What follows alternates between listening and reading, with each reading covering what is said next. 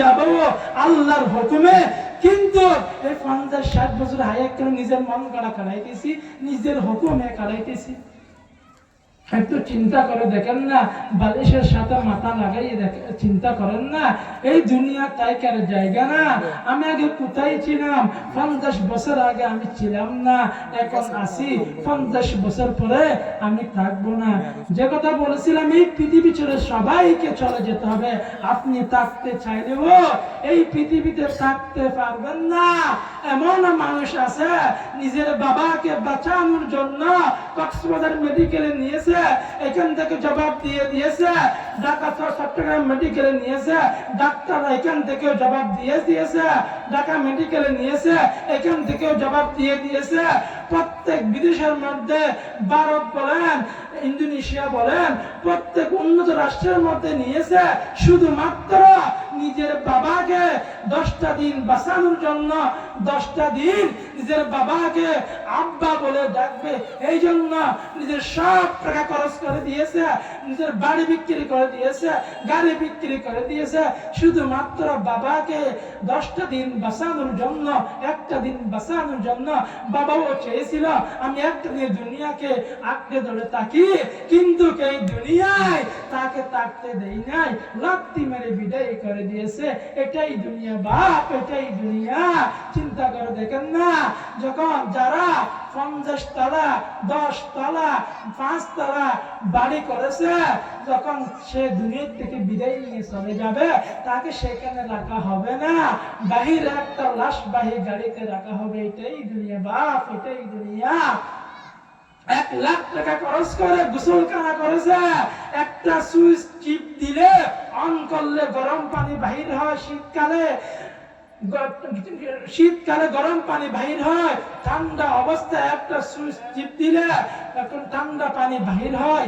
এমন করে গোসলখানা তৈরি করেছে, কিন্তু যখন দুনিয়া থেকে বিদায় নিয়ে চলে যাবে, শেষ গোসলটা হবে বাহিরের মধ্যে একটা তেলভার দিয়ে, সামান্য বড়ই পাতার পানি দিয়ে। বা এটাই দুনিয়া। এত বাড়ি করেছেন, এত গাড়ি করেছেন, কিচ্ছু দুনিয়া থেকে আপনার সাথে যাবে না, যাবে না।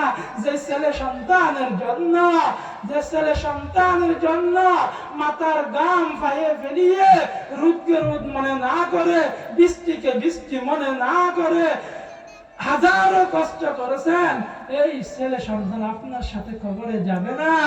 সামান্য তো বাড়ির মধ্যে একটা রুমের মধ্যে একা থাকতে ভয় লাগে, লাগে না? অথচ পাশের রুমে মা আছে, এই পাশের রুমে আব্বা আছে, তবু ভয় লাগে। কিন্তু কবর, এই কবরে না যাবে বাপ, না যাবে সাথে ভাই, না যাবে বন্ধু। যে কবরের ডানো মাটি, বামো মাটি, নিচেও মাটি, উপরেও মাটি, না থাকবে আলু, না থাকবে বন্ধু। এই কবরের সাথী ছাড়া কেমনে যাবেন? যদি এই কবরের সাথী নিয়ে যেতে চান, তাহলে 1 নম্বর সাথী হলো নামাজ। সুবহানাল্লাহ। হাদিসের মধ্যে এসেছে, যারা নামাজ পড়ে, এই নামাজ যখন কবরের মধ্যে তাকে একা রেখে আসবে, এই নামাজ সে একটা যুবকের মতো দাঁড়িয়ে বলবে, এই আযাবের ফেরেশতা, তাকে আযাব দিও না। সে দুনিয়ার মধ্যে হাজারো ব্যস্ততার মধ্যে শীতকালে শীতকে শীত মনে না করে, ঘুম না গিয়ে ঠান্ডা পানি দিয়ে ওযু করে আমি নামাজকে পড়েছে, আমি নামাজকে ভুলে নাই। আজকেও এই বিপদের সময় আমি তাকে বলবো না। আরেক পাশে রোজা চলে আসবে, রোজা বলবে, হে আযাবের ফেরেশতা, তাকে আযাব দিও না। সে হাজারো কষ্ট করে, গরম সহ্য করে আমি রোজাকে ধারণ করেছে। কুরআন বলবে, হে আযাবের ফেরেশতা, তাকে আযাব দিও না। সে হাজারো ব্যস্ততার মধ্যে 2-1 মিনিট সময় খোঁজ করে বাহির করে আমি কোরআনকে একটু ধরে ধরে পড়ছিল, আজকে তাকে আযাব দিও না। সমস্ত ভালো কাজ এসে বলবে, হে আযাবের ফেরেশতা, তাকে আযাব দিও না। সে দুনিয়ার মধ্যে আমাকে ভুলে নাই। নামাজ এই কথা বলবে। বলবে, রোজা এই কথা বলবে, সমস্ত ভালো কাজ এই কথা বলবে। আচ্ছা বলুন তো দেখি, যারা নামাজ পড়ে না, যারা রোজা রাখে না, যারা যাকাত আদায় করে না, তাদের কি সাথী সঙ্গী হবে?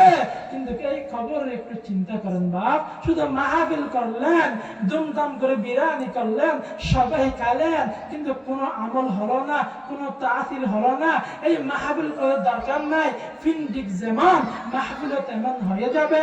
বিশেষ করে যারা যুবক ভাইয়েরা আছি, ও যুবক, তোমার মতো যুবক আমার ভাই মরহুম ইকবাল, সে ওই দুনিয়ার মধ্যে থাকতে চেয়েছিল, কিন্তু এই দুনিয়ায় তাকে থাকতে দেই না। হঠাৎ করে তোমারও সে এই মাত্র ঘর থেকে বাইর হয়েছিল, রাস্তার মাথা থেকে এক কাপ চা খাবে, তার কাজের মধ্যে গিয়ে বউ বাচ্চার জন্য সে নাস্তা পানি আনবে, বাজার আনবে, কিন্তু তার আর আশা হয় নাই। সেও মনে করেছিল আমি বাড়িতে ফিরে আসতে পারবো, তার আশা হয় নাই।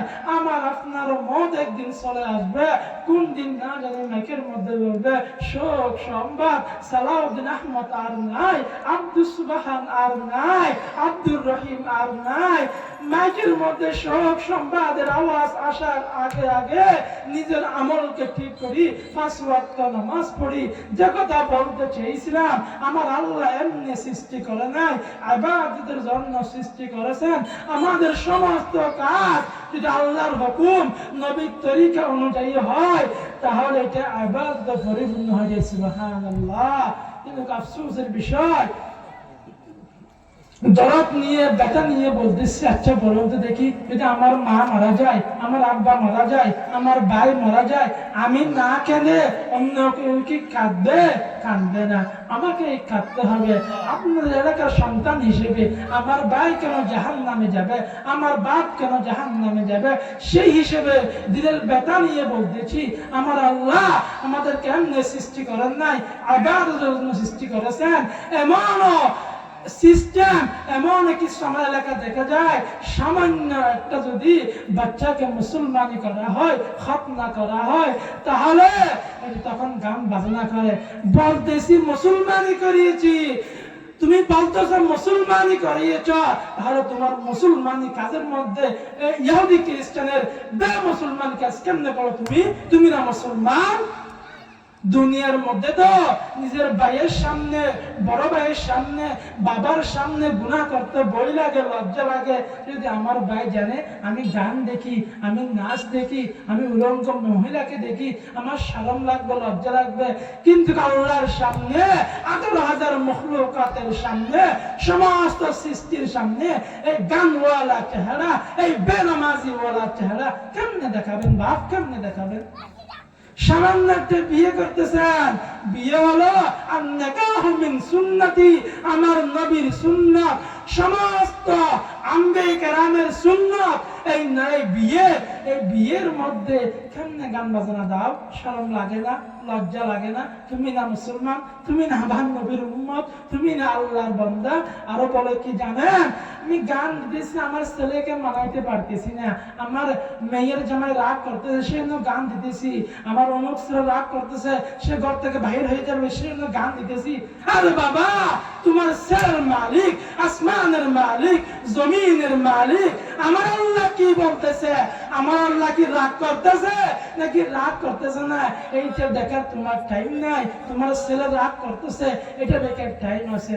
ও আমার মা বোনেরা, আমার বাপরা, অন্তরের ব্যথা নিয়ে বলতেছি, আল্লাহ নবীর সুন্নতের কাজ, বিয়ের বিয়ে, এইটাতে যদি তুমি আমার আল্লাহকে নারাজ করে যদি কাজ করো, তাহলে এই উরুস থেকে, এই নসল থেকে জুনায়েদ বাগদাদি আসবে না, আল্লাহ মুহাম্মদ শফি আসবে না। এই সন্তান থেকে তোমাদের এমন সন্তান হবে যে তোমার নাফরমানি করবে।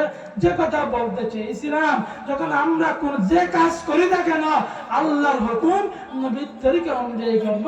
এই মাহফিল থেকে একটা শিক্ষা নেব, জীবনে যাই হোক না কেন, এমনকি পুরা দুনিয়ায় ধ্বংস হয়ে গেছে, সব জায়গায় কিয়ামত হয়ে গেছে, মরিচ্চাতে কিয়ামত হয় নাই, মধুগুনা মসজিদ বাকি আছে, আমি যাওয়ার রাস্তা বাকি আছে, আমার মা মরে গেছে, আমার বাবা মরে গেছে, যাক সমস্যা নাই, আমি তবুও নামাজ ছাড়বো না। ওয়াদা রাজি আছেন তো? নিজেও নামাজ পড়বো, ছেলে সন্তানদেরকে নামাজ পড়ার জন্য হুকুম দেব, সমস্ত কাজের মধ্যে আল্লাহর হুকুম নবীর তরিকাকে প্রাধান্য দেব, আল্লাহ যা বলতেছেন তা করব, নবী যা বলেছেন তা করব। আমার বাপ আমার সাথে রাগ করুক সমস্যা নাই, শরীয়তের কাজ করার জন্য যদি আমার বাপ আমার সাথে রাগ করে, কথা না বলে সমস্যা নাই, আমার মা আমার বিরুদ্ধে চলে যাক সমস্যা নাই, আমার ভাই আমার বিরুদ্ধে চলে যাক সমস্যা নাই, সমস্ত দুনিয়ার মানুষ এমনকি আমার স্ত্রী আমার ছেলে সন্তান সবাই যদি আমার বিরুদ্ধে চলে যায়, আমার আল্লাহ আমার নবী যদি আমার পক্ষে থাকে, আমি এই কাজ করবই করব করব। আল্লাহ পাক রব্বুল আলামিন আমাদের সবাইকে যে কথাগুলো বলেছি আমাকে আমল করার তৌফিক দান করুন, আপনাদের সবাইকে আমার মা বোনদেরকে সবাইকে আমল করার তৌফিক দান করুন, আমিন। ওয়া আখির দাওয়ানা